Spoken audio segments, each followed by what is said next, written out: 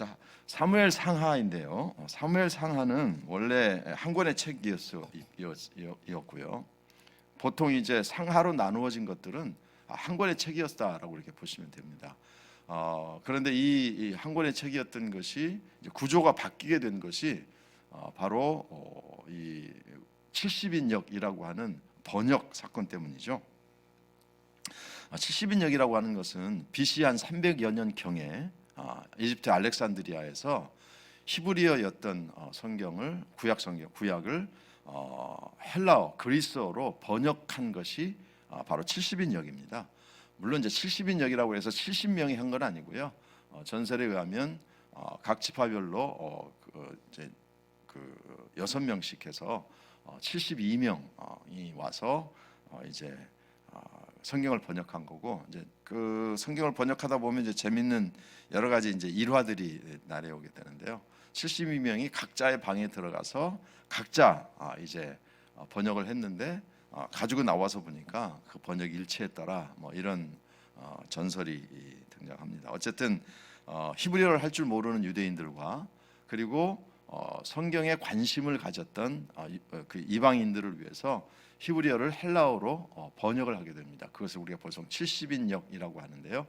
그때에 이제 열왕기 상하로 나누어졌다 이렇게 보시면 되겠습니다. 사무엘서는 사무엘이 기록했을 거라고 봅니다. 그러나 사무엘이 기록했다고 하는 사무엘이 다 기록했다고 보기는 어렵죠. 사무엘이 기록했다고 보는 이유가 하나 있는데요. 그게 바로 역대상 29장 29절로부터 30절의 말씀입니다.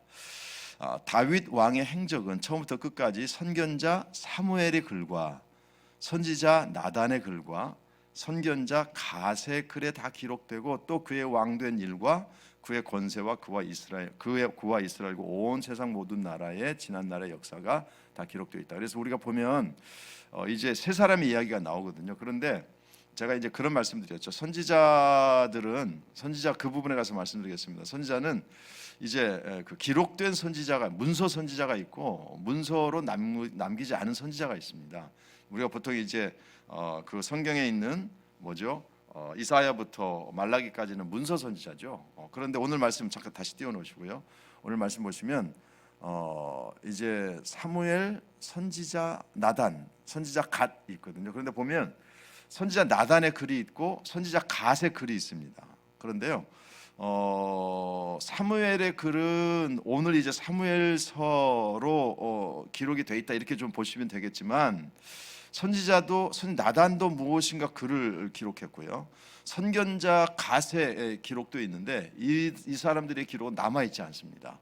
그러다 보니까 이 정확하게 이분들이 무엇을 기록했는지는 우리가 알지 못하는 것이죠. 그럼에도 불구하고 어쨌든 사무엘의 글이라고 하는 이 부분 때문에 사무엘이 사무엘서를 기록했을 거라고 봅니다. 그런데 문제는 무엇인가 하면 사무엘서를 전부 다 기록할 수 없었죠. 사무엘상 25장 1절을 보십시다. 사무엘상 25장 1절을 보시면 사무엘이 죽음에 온 이스라엘 무리가 모여 그를 두고 슬피 울며 라마 그의 집에서 그를 장사한지라. 다윗이 일어나 바람 광야로 내려가니라. 보면 사무엘상 25장 1절이죠. 사무엘상 25장 1절이니까 사무엘상 25장 1절 외에도 그 이후에 사무엘 하도 있고, 그러니까 사무엘이 기록했다고 보기는 아주 어려운 것이죠. 그래서 사무엘을 누가 기록했을지는 정확하게 알 수 없다 이렇게 보시면 되겠습니다. 자, 그럼에도 불구하고 사무엘서라고 이름을 기록한 이유가 무엇일까? 여러분 성경 읽어보시면 사무엘 상의 중심 인물은 사울입니다. 그리고 사무엘 하의 중심 인물은 다윗입니다. 그러니까 사울 그리고 다윗 이야기가 맞는데 이 두 권의 책을 사무엘서라고 이야기하죠. 사무엘이 사실은 주인공도 아니고 사무엘이 모든 것을 기록한 것도 아니고 사무엘이 끝까지 살아남아 사무엘 하가 끝날 때까지 끝까지 살아남아 있었던 것도 아닌데 왜 이름을 사무엘서로 했을까? 여러 가지 이유가 있습니다만은 영적 안내자의 중요성이죠. 그러니까 다윗에게도 사울에게도 가장 큰 영향력을 미친 사람이 누군가 하면 사무엘이고요. 그래서 사울도 사무엘이 기름을 부어 세우고 다윗도 사무엘이 기름을 부어 세웁니다. 그러다 보니까 이 책의 제목을 사무엘서로 했을 거라고 보고요. 또 이제 이 사무엘은 마지막 선지자일 뿐만 아니 마지막 사사이거든요. 그러면서 이 사무엘이 사사 시대가 끝나고 그리고 왕의 시대가 시작되는 중간에 있고요. 또 그 왕을 세우는 일을 하나님께서 누구에게 맡기시는가 하면 사무엘에게 맡기시고, 또 첫 번째 왕을 폐하시고 두 번째 왕이었던 다윗을 세우는 일도 누가 하는가 하면 사무엘이 하게 됩니다. 그리고 이제 결정적으로 사무엘이 굉장히 중요한 역할을 감당하게 된 것이 우리가 보통 이제 미스바 성회라고 이야기하는데요. 블레셋 사람에 의해서 계속해서 힘들고 어려울 때에 그때에 이스라엘 백성들을 미스바로 모으고, 그리고 거기서 우리가 보통 이야기하면 좀 영적인 집회를 열죠.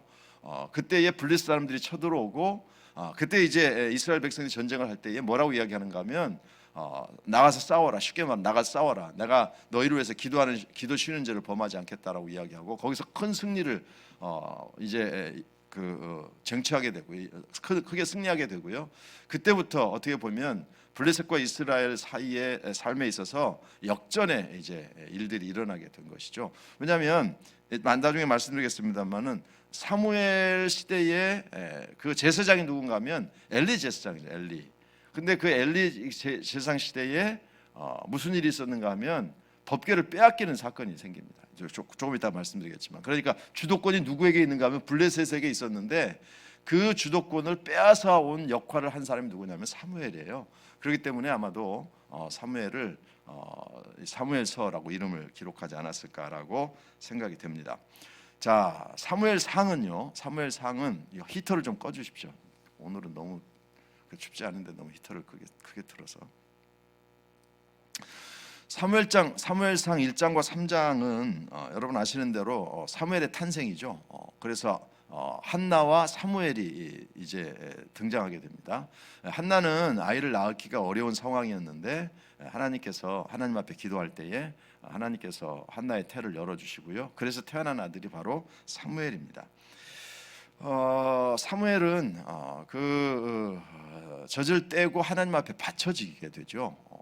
참 이게 어떻게 보면 사무엘도 평탄한 삶을 살았다라고 보기는 어렵습니다. 뭐 그렇다고 해서 고난이 있거나 그런 건 아니지만 먼저 아버지 어머니의 품을 떠나서 어린 나이에 젖을 떼는 나이가 뭐 2-3살 정도라고 본다면 굉장히 어린 나이에 이제 성전에 바쳐진 상황이죠.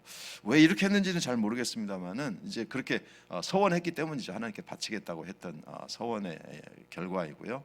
어쨌든 그 어린 나이에 사무엘이 엘리 제사장 밑에서 수련을 받게 되고, 그래서 서서히 사무엘이 역사에 등장하게 됩니다. 1장부터 3장까지, 사무엘상 1장부터 3장까지는 여러분들이 그냥 성경 읽어보시면 되니까. 그리고 다시 말씀드리지만 오셔가지고 사무엘서를 읽으시면 안 됩니다. 사무엘서를 미리 읽고 그리고 성경 공부에 오셔야 되는 거니까 읽으셨을 거라고 보고요. 그래서 뭐 한나의 기도를 중요하게 다루고 뭐 사무엘의 이걸 다루는 것도 좋지만 지금 이제 객관적인 부분이니까 사무엘서 1장부터 3장까지는 한나와 사무엘의 이야기가 나오고 그 한나와 브닌나의 그 뭐 싸우는 이야기 뭐 이런 것들은 여러분들 성경 읽어보시면 되겠습니다. 4장부터 6장까지는 이제 엘리 제사장 그리고 엘리의 두 아들이 나오게 되는데요. 여기서 굉장히 중요한 이제 이유가 중요한 사건이 뭐냐면 아까도 말씀드린 것처럼 법궤를 빼앗긴 사건입니다. 그 블레셋과의 전쟁에서 이기기가 힘들다는 생각에서 법궤를 전쟁터에 끌고 오는데 불행하게도 그 전쟁에서 이스라엘이 패배를 하게 되고요. 그리고 블레셋에게 언약궤를 빼앗깁니다. 참 이게 안타까운 이야기죠. 참 그 있어서는 안 되는 이야기 사건인데 결국은 그 법궤를 빼앗깁니다. 그래서 이 법궤를 빼앗기는 그 사건이 왜 일어났는지 우리 잘 알 수 없어요. 그런데 하나님께서 법궤를 일부러 빼앗기게 하신 것다 이렇게 우리가 볼 수 있습니다. 왜냐하면 여러분 이제 이 성경을 좀 읽어 보시면 아시겠습니다만은 4장부터 보면 이제 그 전쟁통에 빼앗기게 되고요. 그리고 이 빼앗긴 그 법궤를 블레셋 사람들이 7달 동안 가지고 있는데 그 7달 동안 엄청난 재앙이 그 블레셋 사람들의 땅에 나타나게 됩니다. 원래 이제 그 그냥 5장 6절 말씀 보시면 5장 6절을 펴시고 5장 6절을 펴시기 사무엘상 5장 6절을 펴시기 바랍니다. 여호와의 손이 아스돗 사람에게 엄중히 더하사 독한 종기의 재앙으로 아스돗과 그 지역을 쳐서 망하게 하니. 그러니까 이게 이제 아스돗으로 처음에 법궤를 빼앗아서 블레셋 아스돗이라고 하는 곳으로 데리고 가지고 가거든요. 거기서 그냥 뭐 다곤이라는 신전에 넣어놨는데 다곤 신이 그냥 넘어지고 뭐 팔다리 부러지고 뭐 난리 납니다. 그리고 이제 그 엄청난 이제 질병이 아스돗 사람들에게 생기게 되니까 8절 중간에 보면 가드로 옮깁니다. 가드로 옮겼는데도 거기서 엄청난 또 문제가 생기게 되고요. 10절 말씀을 보시면 에그론이라고 하는 곳으로 보내게 되죠. 더 이상 이제 견딜 수가 없는 거예요. 그런데 이제 이 블레셋 사람들의 생각에서 한 가지 이제 어떤 생각이 드는가 하면 이게 도대체 우연히 지금 우리 지방에 전염병이 생기고 이런 일이 생기는 거야? 아니면 이 법궤 때문에 생기는 거야? 이게 이제 의심스러운 거죠. 이 귀한 법궤를 빼앗았는데 자꾸 이제 블레셋 사람들이 시민들이 이것 때문에 우리 죽을 지경이니까 빨리 다시 돌려보내라, 다시 그냥 갖다 줘라 이렇게 이야기하니까 억울한 거예요. 아까운 거예요. 야, 이거 어렵게 뺏은 거 내가 다시 갖다 줘야 돼. 그래서 이제 블레셋 사람들이 생각해낸 게 이제 그 6장에 보통 우리가 이야기하는 벳세메스로 가는 소라고 하는 이야기가 스토리가 등장하거든요. 이게 어떻게 하는가 하면 이제 그 새끼를 낳은 지 얼마 되지 않은 암소 두 마리를 수레에 이래 끌게 하고요. 그곳에 이제 법궤를 두고 이제 벳세메스로 가게 합니다. 이제 그러면서 블레셋 사람들이 어떻게 얘기하는가 하면 이 암소들이 송아지를 놔두고 이제 그냥 간다는 게 쉬운 일이 아니잖아요. 그러니까 소의 본능을 어기고 그대로 간다면 이건 하나님께서 벌하시는 거다. 그런데 만약에 이 암소들이 가다가 그 소의 새끼들의 울음소리를 듣고 방향을 틀면 이건 우리 지방에 법궤가 있는 동안 우연히 생겨난 사건이다. 그래서 법궤 다시 보내지 말자 이런 이제 머리를 쓴 거죠. 그래서 그 젖을 뗀지 얼마 안 된 그 암소 두 마리를 이제 수레를 끌게 하고 벳세메스라고 하는 곳에 보내게 됩니다. 그런데 이 암소 두 마리가 정말 좌로나 우로나 치우치지 않고 벳세메스로 그대로 올라가서 결국은 이제 이 법궤를 돌려받게 됩니다. 그러니까 이 사건이 왜 중요한 사건인가 하면 블레셋 사람들에게 하나님의 존재를 분명하게 하나님께 선포하시는 거죠. 그래서 하나님께서는 법궤를 빼앗기도록 그냥 내버려 두셔요. 그리고 나서 하나님 역사를 일으키십니다. 블레셋 사람들이 이건 정말 하나님은 살아계시구나라는 사실을 깨닫게 되고요. 그래서 이제 법궤는 다시 돌아오게 됩니다. 그리고 이제 7장과 8장으로 가면 여러분들이 아시는 대로 이제 미스바 성회라고 하는 것이 나오게 되고요. 7장으로 가셔서 7장 5절 말씀 보시면 사무엘이 이르되 온 이스라엘은 미스바로 모이라 그렇게 이야기하고요. 그리고 7장 6절 말씀 보시면 그들이 미스바에 모여 물을 길어 여호와 앞에 붓고 그날 종일 금식하고 거기에서 이르되 우리가 여호와께 범죄하였나이다 하니라. 사무엘이 미스바에서 이스라엘 자손을 다스리니라 그렇게 되어 있고요. 그 다음에 이제 7절에 블레셋 사람들이 쳐들어오게 되고 그리고 전쟁을 하게 됩니다. 10절에 보면 사무엘이 번제를 드릴 때에 블레셋 사람이 이스라엘과 싸우려고 가까이 오매. 그래서 하나님께서 이제 그날에 여호와께서 블레셋 사람의 큰 운해를 바라여 그들을 어지럽게 하시니 그들이 이스라엘에게 패한지라. 그리고 나서 11절에 이스라엘 사람들이 미스바에서 나가서 블레셋 사람을 추격하여 백갈 아래에 이르기까지 쳤더라. 그래서 이 사무엘이 굉장히 중요한 이유가 뭐냐면 어떻게 보면 지금까지 싸움의 주도권이 누구에게 있었습니까? 블레셋 또 주변 사람들이 있었거든요. 그래서 사사시대 보면 계속 주변 사람들에 의해서 고통을 받잖아요. 그러니까 주도권이 이스라엘 백성들이 있었던 것이 아니라 주변 사람들, 특별히 블레셋 사람들이 있었거든요. 그런데 법궤 사건과 미스바 성회를 통해서 하나님께서 그 주도권을 이제 바꿔 놓으신 거예요. 이스라엘이 그 블레셋을 이기고 무찌르고 하는 일에 굉장히 중요한 역할을 하죠. 그 역할을 한 사람이 누구냐면 바로 사무엘이 되고요. 그래서 미스바 성회에서 이제 블레셋 사람들을 크게 이기고 나서 12절 말씀 보시면 사무엘이 돌을 취하여 미스바와 센 사이에 세워 이르되 여호와께서 여기까지 우리를 도우셨다고 그 이름을 에벤에셀이라고 한다. 여러분, 에벤에셀은 여기까지 인도하셨다라는 뜻이라고 생각할지 모르지만 원래 에벤에셀은 여기까지 인도하셨다는 뜻이 아니고요, 도움의 돌이라는 뜻입니다. 도움의 돌. 그러니까 에벤에셀은 여기까지 인도하신 하나님을 설명하는 설명이 아니고, 하나님 그냥 여기까지 인도하셨다 하고 그 이름을 에벤에셀이라고 한 거예요. 근데 그 에벤에셀의 뜻이 뭐냐? 도움의 돌이라고 하는 뜻입니다. 그렇게 이해를 하시면 되겠고요. 어쨌든 이렇게 이제 크게 전쟁을 치르고 나고 그다음에 사사 시대에 주변 사람들에게 너무 고통을 받았기 때문에, 그렇기 때문에 8장에 오면 사무엘상 8장에 오면 왕을 요구합니다. 하나님께서 또 왕의 요구를 들어주시고요. 그래서 이제 사무엘을 왕으로 세우게 되죠. 9장 1절 말씀으로 가십시오. 9장 1절을 펴시고요. 베냐민 지파에 기스라 이름하는 유력한 사람이 있으니, 이제 첫 번째 왕은 베냐민 지파에 기스라고 이름하는 사람이고요. 그래서 2절 말씀은 기스에게 아들이 있으니 그의 이름은 사울이요 준수한 소년이라. 이스라엘 자손 중에 그보다 더 준수한 자가 없고 키는 모든 백성보다 어깨 위만큼 커졌더라. 그렇게 이야기가 됩니다. 그래서 8장에서는 백성들이 왕을 요구하게 되고요, 하나님께서 들어주십니다. 그래서 첫 번째 왕이 누가 되는가 하면 사울이 되고요, 사울이 이스라엘 역사의 첫 번째 왕이 됩니다. 자, 그래서 이제 9장부터 마지막 장까지는 누구의 이야기인가 하면 그냥 사울의 이야기라고 보시면 되겠어요. 사울의 이야기인데요, 사울이 이제 베냐민 지파 사람으로서 왕이 되고요, 그다음에 왕으로서 나라를 다스립니다. 여러분, 이제 사무엘상을 잘 읽어보시면 그 사울이 초창기에는 굉장히 어려웠어요. 왜냐하면 베냐민 지파가 작은 지파다 보니까 여기도 아마 지역 감정이 있었던 것 같아요. 그래서 무슨 베냐민 지파 같이 작은 지파에서 뭐 왕이 나왔냐, 우리는 당신을 왕으로 세울 수 없어, 이렇게 얘기하거든요. 그때만 해도 사울이요 굉장히 그것을 견디고 인내하고 잘 참습니다.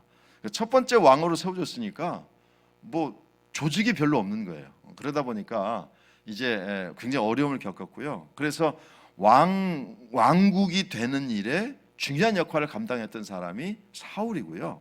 그다음에 여러분 성경 읽어보시면 알겠지만 마지막 블레셋과의 전투 이후에는 모든 전투에서 사울이 승리합니다. 굉장히 뛰어난 사람이에요. 겸손한 사람이었고요, 그리고 뛰어난 사람이고요, 그다음에 왕국으로서의 기초를 세운 사람입니다. 그럼에도 불구하고 왜 하나님께서는 사울 왕을 폐하셨을까? 가장 이제 그 핵심적인 이유는 다윗을 굉장히 참 죽이고 싶어하죠. 그런데 그것 때문은 아니고요, 몇 가지 이유가 있습니다. 자, 첫 번째는 사무엘상 13장으로 가십시오. 이 사울의 이야기들은 사울의 이야기는 여러분들이 사무엘상을 꼭 읽으셔서 어떤 스토리들이 있었는지를 보시면 되겠고요. 하나님께서 왜 사울을 폐하셨을까? 사무엘상 13장으로 가시면 5절 말씀 보십시오. 블레셋 사람들이 이스라엘과 싸우려고 모였는데 병거가 3만이요 마병이 6천 명이요 백성은 해변에 모래같이 많더라.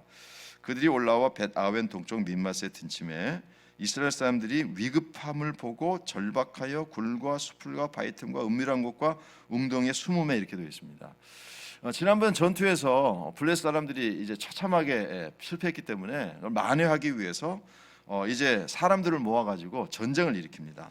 그때에 이제 너무 급한 거예요. 그런데 이제 그 사무엘이 사울에게 약속을 했거든요. 내가 7일 전에 그 7일 전에는 내가 갈 테니까 좀 기다려라. 그런데 오질 않은 거예요. 그래서 13장 8절로 가시면 사울은 사무엘이 정한 기한대로 이레 동안을 기다렸으나 사무엘이 길갈로 오지 아니하매 백성이 사울에게서 흩어지는지라 사울이 이르되 번제와 화목제를 이리로 가져오라 하며 번제를 드렸더니, 이렇게 되어 있습니다. 그러니까 번제와 화목제는 사울이 드릴 수 있는 사람이 아니거든요. 그런데 전쟁을 위해서 전쟁이라고 생각하니까 어떻게 하는가 하면 내가 드려도 되지 뭐, 이렇게 한 거죠. 참 이게 안타까운 상황입니다. 그런데 번제를 드리자마자 10절 말씀, 사무엘이 온지라 사울이 나가 맞음에 무난함에, 이제 이게 이게 문제가 된 것이죠. 그래서 여러분 13절 말씀 보시면 사무엘이 사울에게 이르되 왕이 망령되이 행하였도다. 왕이 왕의 나의 하나님 여호와께서 왕에게 내리신 명령을 지키지 아니하였도다. 그렇게 말씀하고 있고요. 14절에 보면 지금은 왕의 나라가 길지 못할 것이라. 그리고 이제 중간에 보면 14절 말씀 보시면 지금은 왕의 나라가 길지 못할 것이라 여호와께서 왕에게 명령하신 바를 왕이 지키지 아니하였으므로 여호와께서 그의 마음에 맞는 사람을 구하여 여호와께서 그의 백성의 지도자로 삼으셨느니라. 그렇게 이야기해요. 그래서 보통 우리가 이제 나중에 보면 말씀드린 다윗 부분에 가서 내 마음에 합한 자, 내 마음에 맞는 자라고 하는 표현이 나오는데 그게 이제 오늘 14절 말씀 여호와께서 그의 마음에 맞는 사람을 구하여 여호와께서 그와 삼으셨다 이렇게 이야기하고 이제 사무엘은 떠나게 됩니다. 이게 참 안타까운 상황이죠.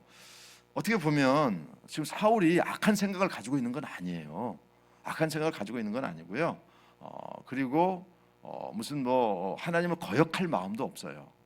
지금 당장 블레셋과의 전쟁이고요. 자기는 왕이니까 꼭 이기고 싶어요. 이겨야 되고. 그런데 사무엘이 정한 기한대로 오질 않으니까 그 번제와 화목제를 드린 것이죠. 근데 이게 이제 잘못된 생각이죠. 번제와 화목제는 사무엘만이 드릴 수 있는 것인데 이게 뭐 전쟁을 이기기 위해서 하나님을 이용하는 뭐 이런 이상한 생각을 갖게 된 것이고요. 여기서 이제 사무엘의 책망을 받게 됩니다. 안타까운 이야기죠. 근데 어떻게 보면 뭐 이런 사건으로 하나님께서 사울을 폐하시나 이렇게 생각을 하실지 몰라요. 그러나 이 사건이 어떻게 보면 사울에게 사무엘을 통한 하나님의 경고이거든요. 그러면 그 다음엔 어떻게 되겠습니까? 굉장히 주의하고 조심해야 되는데 이 부분에서 사울은 또 실패하게 됩니다. 두 번째 이제 또 실패하게 된 원인이 있는데요. 이제는 사무엘상 15장으로 가시면 되겠습니다. 자, 사무엘상 15장 1절.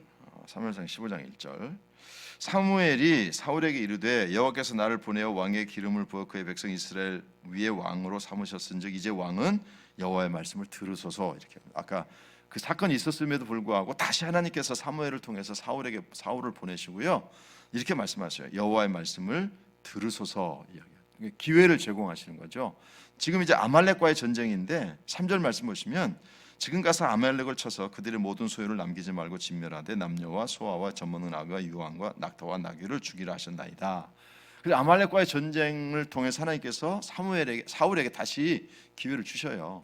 그런데 이 전쟁에 가서 어떻게 합니까? 9절 말씀은 사무엘상 15장 9절로 가시면 사울과 백성이 아각과 그의 양과 소의 가장 좋은 것과 또는 기름진 것과 어린 양과 모든 좋은 것을 남기고 진멸하기를 즐겨 아니하고 가치 없고 하찮은 것은 진멸하니라. 그렇게 되어 있어요. 이게 하나님께서 이게 사울에게 분명히 말씀하시거든요. 사무엘을 통해서 이번에 가서는 꼭 하나님의 말씀을 순종하시오. 꼭 지키시오. 지난번에 실패했으니까 이번에는 꼭 순종해야 됩니다. 라고 명령했음에도 불구하고 또 말을 듣지 않는 거죠. 그래서 10절 말씀 보시면 여호와의 말씀이 사무엘에게 임하니라. 내가 사울을 왕으로 세운 것을 후회하노니 그가 돌이켜서 나를 따르지 아니하며 내 명령을 행하지 아니하였음이라. 그렇게 말씀하고 있어요. 그러니까 하나님께서 이제 이 설명한 이 뭐죠? 사울을 결국은 이게 패한 이유가 뭐냐면 기회를 줌에도 불구하고 계속해서 말씀을 듣지 않는 것이죠. 안타까운 상황입니다. 여기 말씀 보시면 이제 15장 11절에 내가 사울을 왕으로 세운 것을 후회하노니라고 하는 단어, 후회라고 하는 단어. 여러분 이제 여러분이 그냥 성경을 읽어보시면 알겠습니다. 하나님께서 후회하시지 않는 분이거든요. 민수기 23장 19절 말씀 보십시오. 민수기 23장 19절. 하나님은 사람이 아니시니 거짓말을 하지 아니하시고 인생이 아니시니 후회가 없으시도다 이렇게 되어 있거든요. 그러니까 하나님은 후회가 없으셔요. 하나님은 후회가 없으신데 여기 말씀 보시면 후회라고 하는 단어를 사용하십니다. 자, 그러니까 사무엘상 15장 11절에서 후회하셨다라고 하는 말씀하시죠. 한 번으로 끝나지 않아요. 여러분 사무엘상 15장 35절 말씀 보십시오. 사무엘상 15장 35절 보시면 이제 민수기는 찍어주시고 15장 35절 말씀 보시면 사무엘이 죽는 날까지 사울을 다시 가서 보지 아니하였으니 이는 그가 사울을 위하여 슬퍼함이었고 여호와께서는 사울을 이스라엘 왕으로 삼으신 것을 후회하셨더라. 후회라고 하는 단어를 두 번이나 사용한 사람이 누구냐면 바로 사울이에요. 그래서 하나님께서는 사울을 패하시고 이제 그 마음에 맞는 사람을 선택하시는데 그게 바로 누구냐면 바로 다윗입니다. 그래서 16장에 와서는 하나님께서 16장 1절로 보시면 여호와께서 사무엘에게 이르시되 내가 이미 사울을 버려 이스라엘 왕이 되지 못하게 하였거늘 내가 그를 위하여 언제까지 슬퍼하겠느냐. 너는 뿔에 기름을 채워 가지고 가라. 내가 너를 베들레헴 사람 이새에게로 보내리니 내가 그의 아들 중에서 한 왕을 보았느니라. 이렇게 말씀하셔서 이제 사울을 패하시기 위해서 마음에 맞는 사람을 세우려고 사무엘에게 명령하시고요. 이제 이새의 집, 이새는 다윗의 아버지죠. 그래서 다윗의 아들들을 쭉 보여주는데 하나님께서 아니다 말씀하시고요. 이제 마지막 이제 11절 말씀 보시면 사무엘이 이새에게 이르되 내 아들들이 다 여기 있느냐. 이새가 이르되 아직 막내가 남았는데 그는 양을 지키나이다. 사무엘이 이새에게 이르되 사람을 보내어 그를 데려오라. 그가 여기 오기까지는 우리가 식사 자리에 앉지 아니하겠노라. 이에 사람을 보내어 그를 데려오매 그의 빛이 붉고 눈이 빼어나고 얼굴이 아름답더라. 여호와께서 이르시되 이가 그니 일어나 기름을 부으라 하시는지라. 사무엘이 기름 뿔병을 가져다가 그의 형제 중에서 그에게 부었더니 이날 이후로 다윗이 여호와의 영에 크게 감동되니라. 사무엘이 떠나서 라마로 가니라. 그래서 그 이세 집안의 마지막 막내였던 다윗을 왕으로 세우기 때만 해도 그렇게 나이가 많지 않은 어떻게 보면 소년이었을 것 같고요.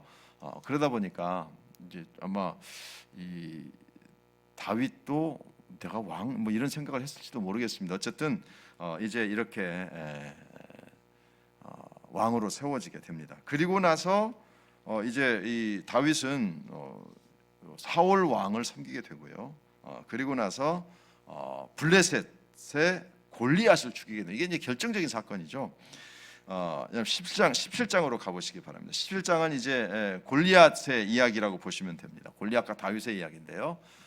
사울이 왕이 되고 계속해서 전쟁에서 승리해요. 어려운 전쟁이었지만 블레셋과의 전쟁에서 아말렉과의 전쟁에서 계속 승리하거든요.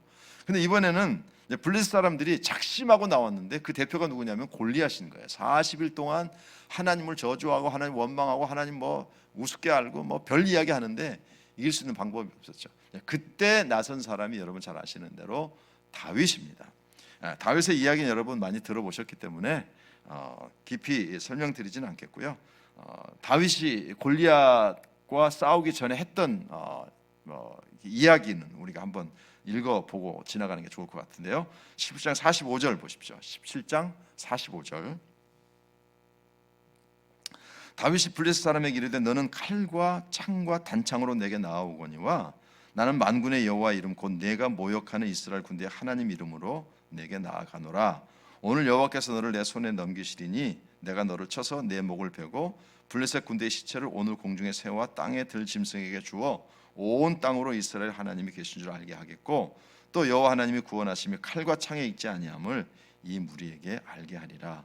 전쟁은 여호와께 속한 것인지 그가 너희를 우리 손에 넘기시리라. 이렇게 이야기합니다. 그래서 결국은 다윗이 골리앗을 쓰러뜨리고요. 그래서 이번에도 다시 승리하게 된다. 그런데 사실은 사울이 왕이니까 사울 왕의 승리이죠. 문제는 다윗이 골리앗을 죽인 것이 너무나도 큰 사건인 거예요. 너무나도 큰 사건. 그러다 보니까 이스라엘 백성들에게 이스라엘 백성들이 지금까지 사울이 전쟁에서 이겼던 것은 싹 잊어버리고요. 다윗이 블레셋을 죽였다라고 골리앗을 죽였다고 하는 이 한 가지만 머릿속에 이제 남아 있게 된 것이죠. 이것이 그러다 보니까 사울은 천천히 되고 다윗은 만만히 된 것입니다. 다윗보다 사울이 더 많이 이겼어요. 더 많이 싸웠고요. 그런데 다윗은 이번 이 하나 때문에 이게 이제 어려운 일을 겪게 되죠. 물론 다윗은 이제 사울 밑에서 전쟁을 하고 이기게 됩니다만은 다 그 모든 것들이 다 사라지고 다윗이 골리앗을 죽였어. 뭐 이렇게만 된 것이죠. 이게 이제 안타까운 상황이 됩니다. 결국은 이제 사울은 쓸데없는 이제 그 질투 또 쓸데없는 판단을 하죠. 이게 왕 내 자리를 노리고 있구나. 뭐 이런 생각을 하게 돼서 다윗을 죽이려고 하고 도망가고 이제 그런 것입니다. 그래서 이제 사울은 결국 이제 하나님께서 패하시게 되는데요. 두 가지 사건을 말씀드렸죠. 하나는 제사를 마음대로 드린 사건, 그 다음에 또 하나는 아말렉과의 전쟁에서 하나님의 말씀을 순종하지 않은 사건입니다. 그리고 여러분 세 번째 이제 사울을 하나님께서 패하실 수밖에 없는 세 번째 사건이 생기게 되는데요.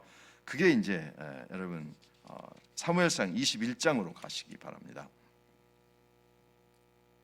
사무엘상 22장 이제 하나님께서 사울을 패하실 수밖에 없는 결정적인 세 번째 이유가 뭐냐면 21장 1절로 가시면 다윗이 노베 가서 제사장 아히멜렉에게 이르니 아히멜렉이 떨며 다윗을 영접하여 그에게 이르되 어찌하여 내가 홀로 있고 함께 하는 자가 아무도 없느냐. 이제 이게 이제 다윗이 도망가다가 아히멜렉이라고 하는 제사장에게 찾아가서 먹을 걸 좀 달라고 이야기합니다. 그래서 이제 그 제사장들이 먹는 떡을 그 다윗과 함께한 소년들에게 주고요. 그 다음에 그 골리앗의 칼을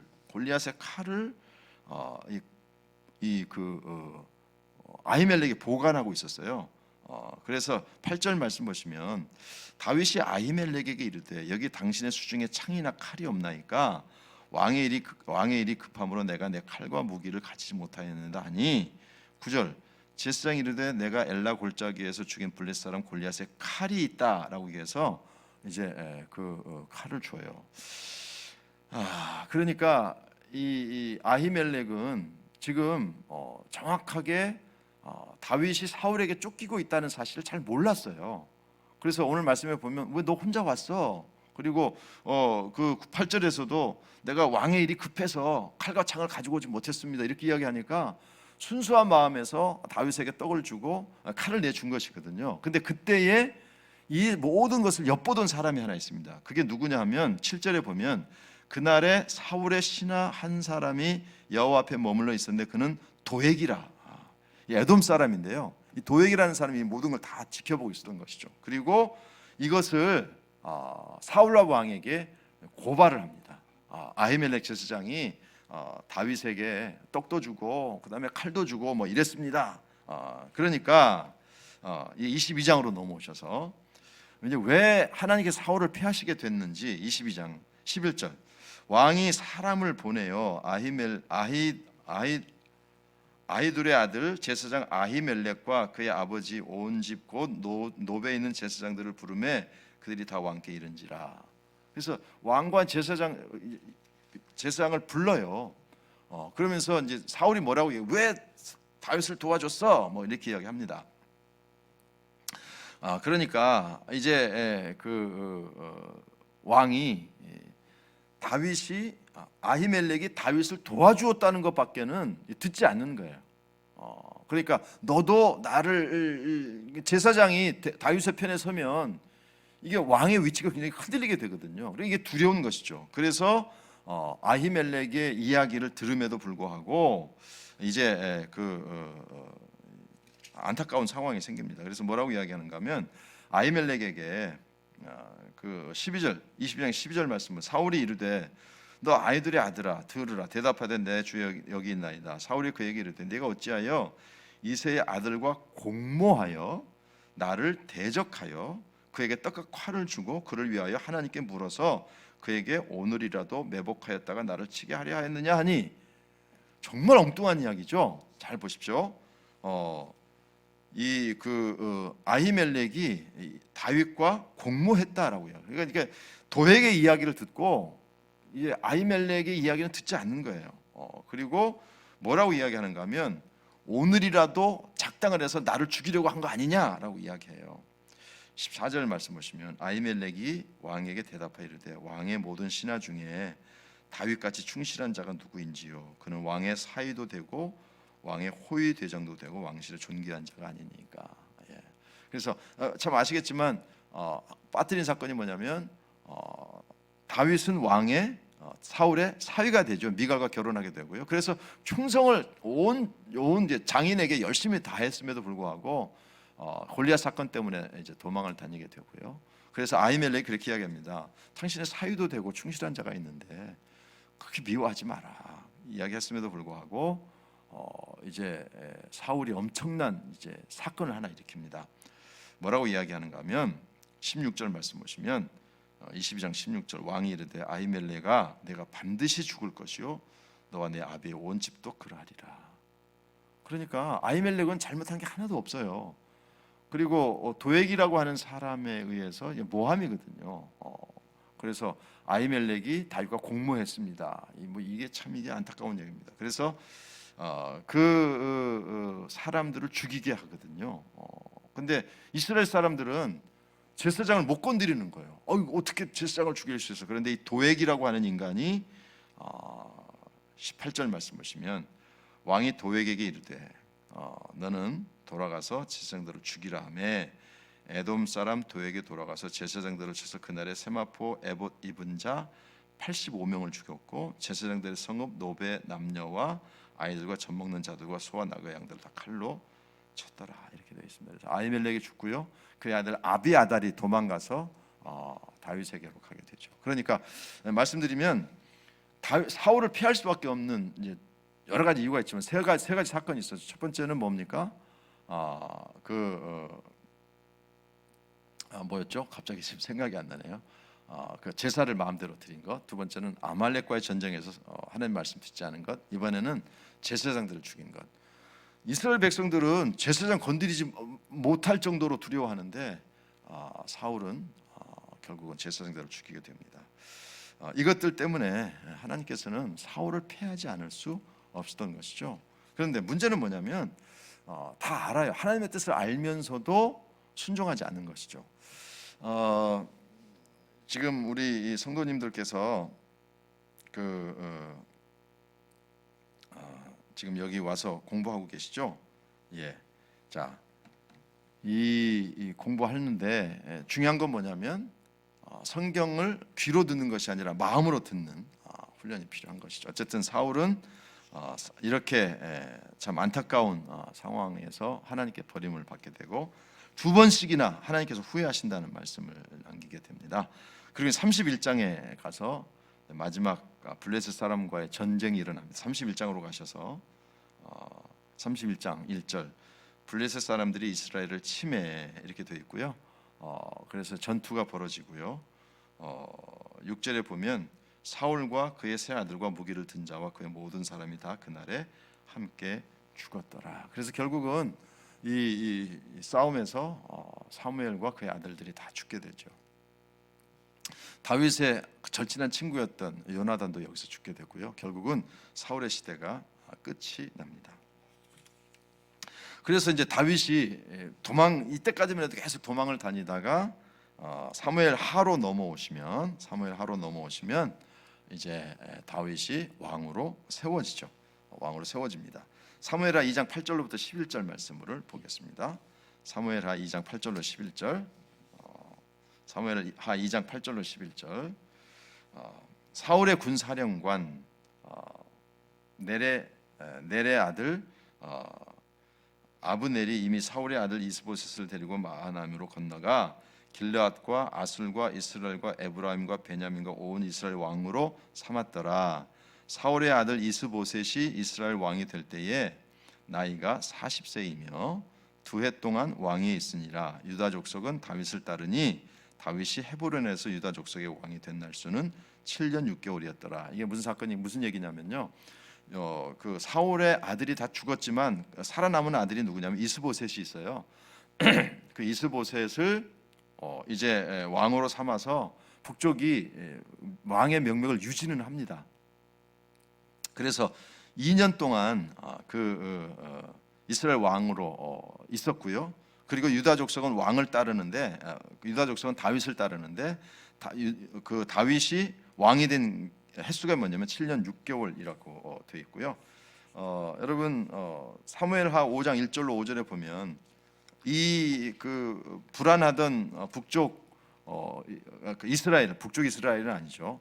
사울의 아들 이스보셋의 통치가 불안했던 통치가 이제 끝나게 됩니다. 그래서 결국은 다 죽게 되고요. 그 아들도 결국은 살해되게 되고요. 5장 1절 말씀은 이스라엘 모든 지파가 헤브론에 이르러 다윗에게 나와 이르되 보소서 우리는 왕의 권륙이니이다. 전에 곧 사울이 우리의 왕이 되었을 때에도 이스라엘을 거느려 출애굽하게 하신 분은 왕이시었고 여호와께서도 왕에게 말씀하시기를 내가 내 백성 이스라엘의 목자가 되며 내가 이스라엘의 주권자가 되리라 하셨나이다 하니라. 이에 이스라엘 모든 장로가 헤브론에 이르러 왕에게 나오매 다윗 왕이 헤브론에서 여호와 앞에 그들과 언약을 맺음에 그들이 다윗에게 기름을 부어 이스라엘 왕으로 삼으니라. 다윗이 나이가 30세에 왕에 올라 40년 동안 다스렸으되 헤브론에서 7년 6개월 동안을 유다를 다스렸고 예루살렘에서 33년 동안 온 이스라엘과 유다를 다스렸더라. 그렇게 되어 있습니다. 그래서 이제 그 다윗이 기름 부음을 받았지만 즉시 왕이 될 수 없었고요. 사울의 죽음으로 이제 등장하게 되죠. 왕으로 등장하게 되는데 그것도 일부분의 지역의 왕이었고요. 그때까지는 사울의 아들 이스보셋이 살아 있었기 때문에 온 나라의 왕이 되지 못합니다. 그러나 이스보셋이 죽게 되고 이스라엘 전체가 왕에게 나와서 이제 우리의 왕이 되어 주시오. 그렇게 해서 왕위에 오르게 되고요. 통일 왕국의 왕이 된 것이죠. 자, 그래서 이제 다윗의 시대가 열리게 됩니다. 자, 우리는 이렇게 생각합니다. 사울은 나쁜 놈, 다윗은 착한 인간 이렇게 생각하거든요. 왜냐하면 하나님께서 다윗을 내 마음에 맞는 자라고 얘기했기 때문이거든요. 그런데 여러분 솔직히 인간적으로 잘 보십시오. 인간적으로 보면 다윗도 사울보다 뛰어난 점은 없습니다. 사울의 실수가 있지만 다윗의 실수 여러분 잘 아시죠? 첫 번째는 사무엘하 11장 11절과 12장에 나오는 우리아의 아내 밧세바에 관한 이야기고요. 결국은 우리아의 아내 밧세바와 이제 다윗의 잘못된 관계로 인해 우리아라 충성된 일꾼 장군 우리아를 잃게 되고요.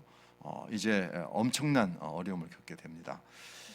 그때에 다윗이 우리아를 죽이는 방법 그리고 숨기는 방법을 보면 정말 사울보다 더합니다. 사울은요 그래도 이 후회도 하고 잘못을 돌이키기도 하고 뭐 그렇게 하는데 이 다윗은 너무너무 무서운 사람이에요.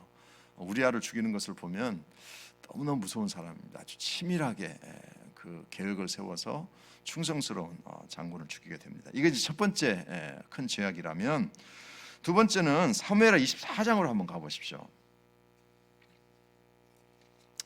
사무엘하 24장, 여호와께서 다시 24장 1절로 가시고요. 여호와께서 다시 이스라엘을 향하여 진노하사 그들을 치시려고 다윗을 격동시키시사 그래서 이스라엘과 유다 인구를 조사하는지라. 이에 왕이 그 곁에 있는 군사령관, 그래서 희한한 사건인데요. 이제 이 다윗의 인구 조사라고 이야기하죠. 그런데 인구 조사하는 것을 굉장히 말려요, 주변 사람들이. 그럼에도 불구하고 이제 다윗이 고집을 부립니다. 그래서 24장 사무엘하 24장 3절에 보면 요압이 왕께 이르되 이 백성이 얼마든지 왕의 하나님 여호와께서 100배나 더하게 하사 내 주 왕의 눈으로 보게 하시기를 원하나이다. 그런데 내 주 왕은 어찌하여 이런 일을 기뻐하시나이까? 라고 이야기하면서 말림에도 불구하고 인구 조사를 하게 되고요. 이것이 굉장히 큰 이제 심판의 결과로 나타나게 됩니다. 많은 사람들이 죽게 되고요. 어쨌든 다윗이 정말 그 죄로 따진다면 사울보다 이게 이제 정말 사울보다 뛰어나다 이렇게 말을 할 수는 없습니다. 그럼에도 불구하고 우리는 사울은 아주 악한 사람으로 보고요. 다윗은 굉장히 선한 사람으로 보긴 하는데 물론 그게 맞긴 합니다만은 꼭 그런 것만은 아니다라는 것이고요. 그럼에도 불구하고 그러면 왜 다윗을 하나님께서 세우셨을까? 제가 다음 주에 말씀드리죠. 다음 주에 꼭 여러분들이 성경 공부에 참석하셨으면 좋겠다는 생각이 드는 게 뭐냐면 왜 하나님께서 다윗을 예수님을 다윗의 후손이라고 할까? 물론 이제 예수님의 조상 중에 다윗이 있으니까 뭐 그렇기도 하겠습니다만은 그 많은 사람 중에 왜 다윗일까? 왜 이런 것 부분에 대해서 좀 다음 주에 설명을 드리겠습니다만은, 여러분 이걸 아셔야 됩니다. 어떤 사람들이 다윗을 설교할 때에 다윗의 죄를 두 가지를 이야기해요. 이제 인구조사는 조금 이제 좀 이게 생각해 보아야 될 부분이 있거든요. 뭐 하나님께서 마치 다윗 시키신 것처럼 보이기 때문에 이 부분들은 조금 해석이 필요한 부분이 있습니다만은, 그래서 다윗을 이야기할 때에 다윗의 죄는 평생토록 우리아의 아내 밧세바 이 사건만 있다고 자꾸 설교하는 사람도 있고 그렇게 생각하는 사람들이 있는데 정말 착각입니다. 여러분, 하나님 성경은요 다윗의 모든 죄를 다 기록하지 않았어요. 대표적인 죄만 기록한 것이고요. 만약에 이제 그 다윗의 죄를 일일이 다 기록했더라면 아마 책이 엄청 두꺼웠을 것입니다. 그러니까 여러분 제발 그렇게 설교하는 사람들의 이야기에 속지 마세요. 다윗은 우리아의 밧세바 이후로 정말 성결하게 살았다, 거룩하게 살았다. 성경에 그런 기록이 어디 있습니까? 제발 좀 착각하지 마세요. 다윗 역시 우리가 알지 못하는 그런 죄가 엄청 많아요. 좀 더 부연해서 말씀드리면 사도 바울은 전혀 죄도 짓지 않고 그랬을 거라고 생각하잖아요. 여러분 제발 좀 착각하지 마십시오. 바울의 편지와 여러분 그 바울의 편지예요. 바울의 편지. 바울의 편지는 자기 고백이 아니에요. 바울이 일기를 썼더라면 여러분 사도 바울도요 하나님께서 보실 때 많은 죄가 있었을 거예요. 그렇게 성경을 해석해야지 어떤 사람들처럼 뭐 예수 믿고 예수 영접한 다음에 그 다음에는 절대 죄 지으면 안 돼. 그리고 한 번이라도 죄 지으면 다시 심판을 받아서 다시 구원에서 떨어져. 이건 정말 잘못된 해석입니다. 그렇다고 해서 우리가 예수 믿고 막 죄를 지어도 된다 그런 얘기를 하는 건 아니고요. 이제 성경을 잘못 해석하면 다윗은 우리아의 밧세바 이후에 철저히 회개하고 나서 그 다음에 죄 안 졌잖아. 아휴, 어떻게 인간이 여러분 불가능합니다. 그리고요 다윗을 너무 신성시하다 보니까 다윗은 하나님 만난 이후로 절대 죄를 짓지 않았을 거다. 참 답답한 이야기입니다. 여러분 성경을 그렇게 해석하면 안 돼요. 바울의 편지와 바울의 일기를 헷갈리면 안 됩니다. 바울의 일기를 썼더라면 아마도 많은 죄악을 고백할 수밖에 없어요. 우리가 생각하는 막 그런 흉악한 죄악은 아닐지라도 그의 마음 속에서 뭐 이 사람들과의 관계 속에서 왜 없었겠습니까? 절대 헷갈리지 마십시오. 어쨌든 다윗 역시 우리아의 아내 밧세바와 관계 이후에는 절대 죄가 없었을까? 아이고 헷갈리지 마세요. 착각하지 마세요. 인간이 다 그렇습니다. 자꾸 이제 다윗과 바울을 높이다 보니까 이 사람들은 뭐 한 번 죄 짓고 나서는 뭐 전혀 죄가 없는 것처럼 생각하기 쉽지만 절대 그렇지 않다 보시면 되겠습니다. 어쨌든 사도행전 13장 22절 말씀에 보시면 사울을 이제 폐하시고 다윗을 왕으로 세우시고 증언하여 이르시되 내가 이새의 아들 다윗을 만나니 내 마음에 맞는 사람이라 이렇게 되어 있죠. 그래서 아까 제가 말씀드렸죠. 내 마음에 맞는 사람을 세우시겠다라고 합니다. 그래서 이제 다윗이 나라를 다스리고요. 그래서 그 이야기들이 사무엘 하에 기록이 되어 있습니다. 이제 그 부분들은 여러분들이 그냥 그 성경을 읽어보시면 되겠는데요. 이제 왜 하나님께서 다윗도 사실은 이런 죄악이 있음에도 불구하고 이 다윗이 그렇게 하나님의 마음에 맞는 자라고 했을까? 이제 그 중에 굉장히 중요한 사건이 뭐냐면 법궤 사건입니다. 여러분 사무엘하 6장으로 좀 가 주시기를 바라고요. 사무엘하 6장. 사무엘하 6장에 보시면 이제 굉장히 중요한 사건이 하나 등장하죠. 다윗이 이스라엘에서 뽑은 무리 3만 명을 다시 모으고 다윗이 일어나 자기와 함께 모든 사람과 더불어 바알레 유다로 가서 거기서 하나님의 궤를 메어 오려 하니 그 궤는 그룹들 사이에 좌정하신 만군의 여호와의 이름으로 불리는 것이라. 그들이 하나님의 궤를 새 수레에 싣고 산에 있는 아비나답의 집에서 나오는데, 그러니까 그때 이제 빼앗겼던 그 법궤 있지 않습니까?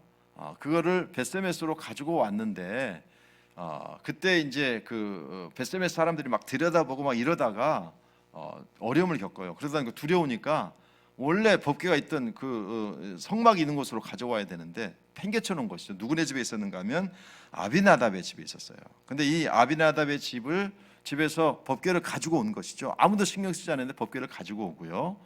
그런데 그 방법이 잘못됐죠.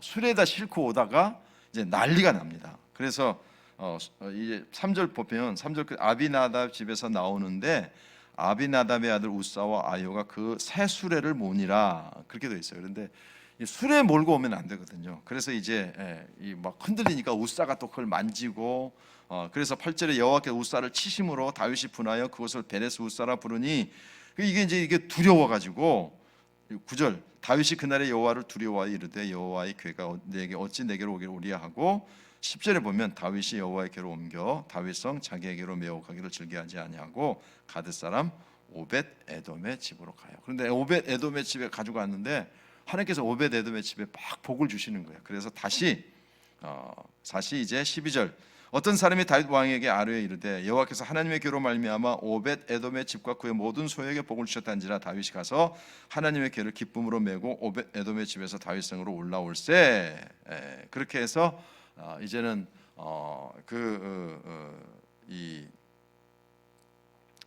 하나님의 궤를 메고 오는 것이죠. 메고 원래는 이제 그 레위인들이 메고 와야 되는데 처음에는 수레에 끌고 온 거 아닙니까? 그래서 하나님께서 치셨고 그리고 이제 그 여호와의 궤를 원래 자리로 갖다 놓습니다. 그리고 나서 이제 여러분 이제 7장이 굉장히 중요한데요.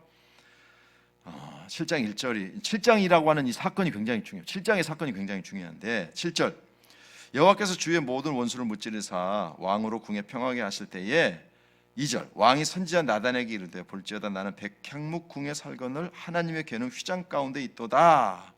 그래서 그 성전을 건축할 마음을 먹어요. 여러분 제가 그런 말씀드렸죠. 성막은 하나님의 아이디어다. 왜냐하면 하나님께서 모세에게 성막을 이렇게 만들어라고 말씀하셨거든요. 그런데 성전은 누구의 아이디어인가 하면 다윗의 아이디어예요. 이거 굉장히 중요합니다. 하나님께서 다윗에게 야 네가 성전 이렇게 져 이렇게 말씀하지 않으시고요. 성전의 아이디어 그러니까 하나님께서 성전을 세울 계획을 가지고 계셨던 것은 맞아요. 왜냐하면 하나님께서 설계도를 다 준비하신 것을 볼 수 있거든요. 그럼에도 불구하고 이제 다윗이 오늘 나단에게 뭐라고 얘기하는가 하면 나는 이렇게 백향목 궁에 거하는데 하나님의 법궤가 또 성막이 저렇게 초라하니 어떻게 했으면 좋겠느냐. 그러니까 무슨 말인가 하면 내가 그 법궤를 위해서 정말 좋은 집을 지어드리고 싶다. 그게 이제 성전이 되는 것이죠.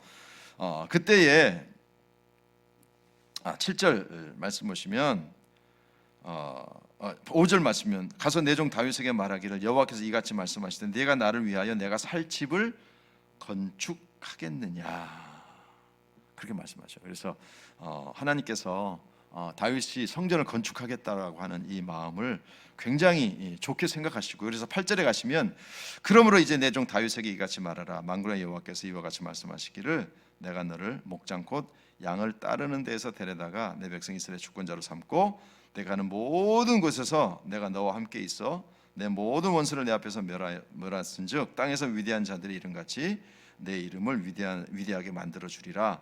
또 내가 내 백성 이스라엘 위하여 한 곳을 정하여 그를 심고 그를 거주하게 하고 다시 옮기지 못하게 하며 악한 종류로 전과 같이 그들을 해하지 못하게 하여 전에 내가 사사에게 명령하여 내 백성 이스라엘 다스릴 때 같이 아니하게 하고 너를 모든 원수에게서 벗어나 편히 쉬게 하리라.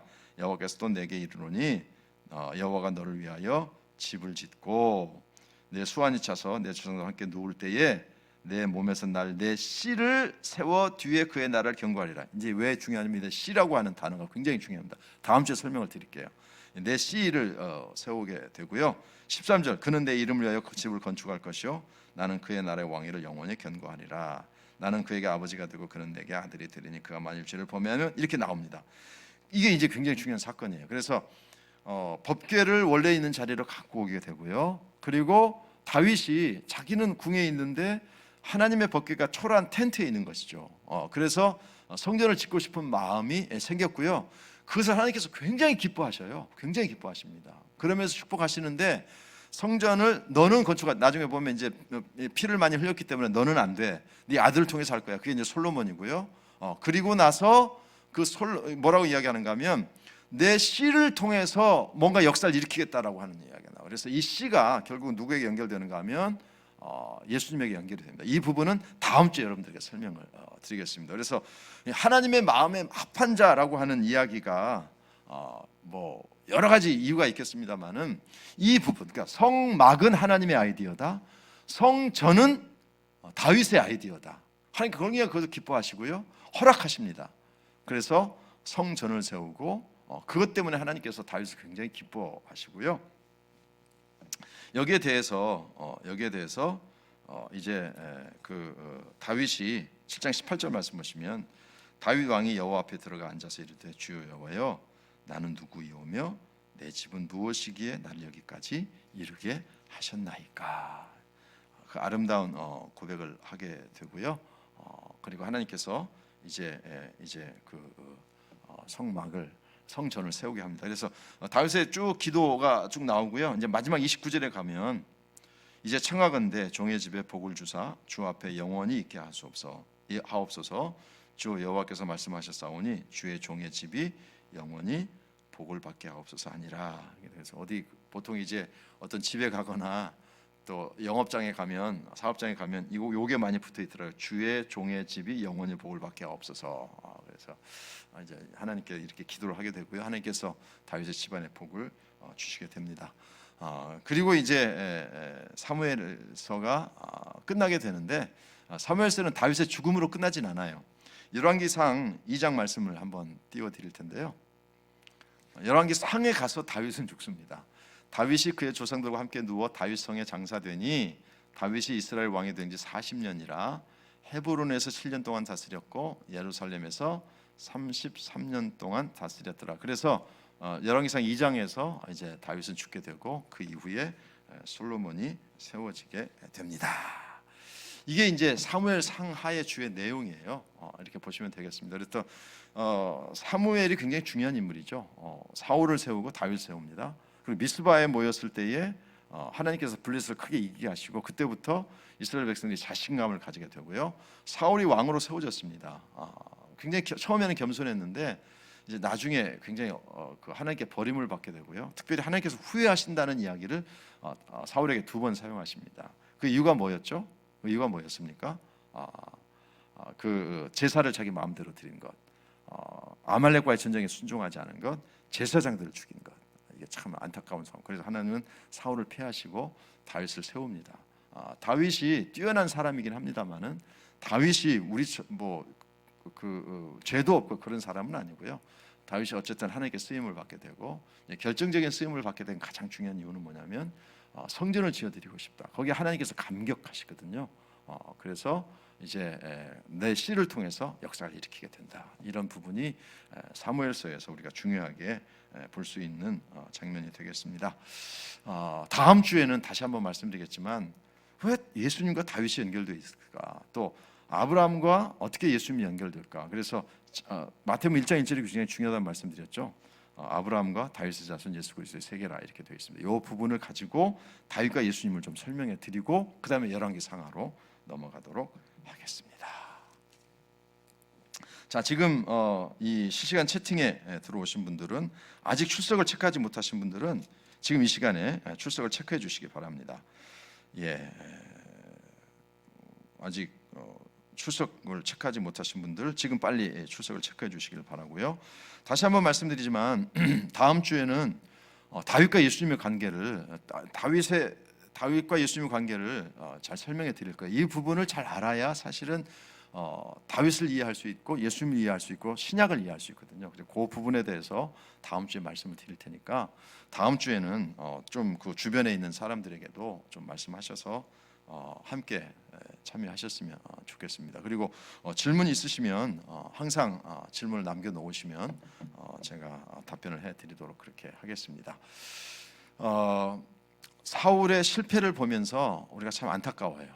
여러분 그러니까 사울의 실패를 교훈 삼으시고요. 다윗의 또 실패도 있지만 다윗이 어떻게 하나님의 마음에 합한 자로 그렇게 축복을 받게 되었는지도 여러분 살펴보시면서 하나님의 말씀 앞에서 온전한 삶을 살아가셨으면 좋겠습니다.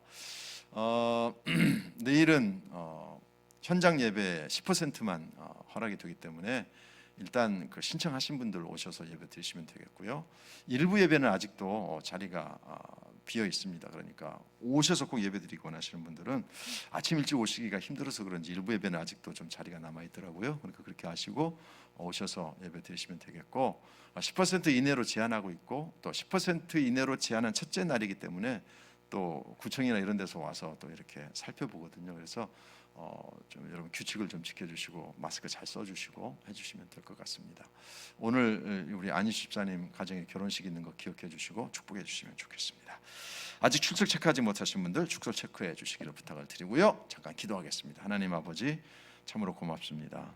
사무엘 상하를 살펴보았습니다. 사울의 실패, 다윗의 실패, 그리고 하나님께서 다윗을 세울 수밖에 없었던 여러 가지 이유들을 살펴보았습니다. 결국은 하나님의 말씀에 순종하는가, 하나님 중심으로 사는가가 사울에게도 그리고 다윗에게도 그리고 사무엘에게도 얼마나 중요한지를 살펴보았습니다. 하나님, 우리도 하나님의 말씀을 알면서도 불순종하는 자로 살지 않게 도와주시고, 하나님께서 주신 말씀 붙잡고 하나님 기준으로 살아가는 우리 모두의 삶이 되게 하여 주시옵소서. 이제 우리 에버다 성도들 또 성경 공부에 참여하는 모든 분들 하나님께서 건강으로 지켜주시고, 이 시대에 하나님의 말씀을 붙잡고 빛과 소금으로 살아가는 복된 삶을 살게 하여 주옵소서. 예수님의 이름으로 감사하며 기도합나이다. 아멘.